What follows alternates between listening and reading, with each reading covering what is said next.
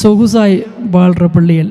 அவர்களுக்கு கஷ்டம்ண்டா என்னென்னு தெரியாது. அவை நெச்சோன்னு அந்த பொருளை வாங்கி கொடுத்துடணும், அல்லது அவை நெச்சோன்னு அதை அடைஞ்சிருவாங்க. ஐ மீன் நல்ல என்னென்னு சொல்கிறது, நல்ல விலை உயர்ந்த உடுப்புகள், ஷூக்கள், ஃபோனுகள், ஐ மீன் ஐபேட்டுகள், ஸோ இது எல்லாத்துலேயும் வாழ்கிற பிள்ளைகள் நாளைக்கு ஒரு யுத்தம் வருதுன்னு வைங்க, யுத்தத்தை அறிவிச்சிட்டாங்க. இப்போ நாங்கள் ஒரு இடத்த போய் ஒதுங்கி இருக்கணும். சில பிள்ளைகளை பாருங்கள், சத்தம் போடாதுன்னு சொன்னால் அப்போ தான் சத்தம் போடுங்கள். இப்போ உதாரணத்துக்கு ஏதாயாலும் அசைதண்டா பேசாமல் இருங்கண்டா அப்போ தான் கதைக்குங்கள். வீட்டிலேருந்து இறங்கி ஒரு அரை மணித்தியான போயிருக்க மாட்டோம், தண்ணி விடாயில் தண்ணி கேட்குங்கள்.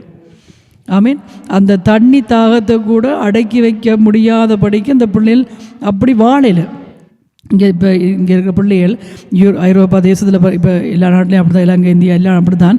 இப்போத்தைய பிள்ளைகளுக்கு நீங்கள் ஒரு விஷயத்தை சொல்லி விளங்கப்படுத்த முடியாத அளவுக்கு அவங்க கேட்டுன்னு ஒரு விஷயத்தை நான் கொடுத்துடணுமே.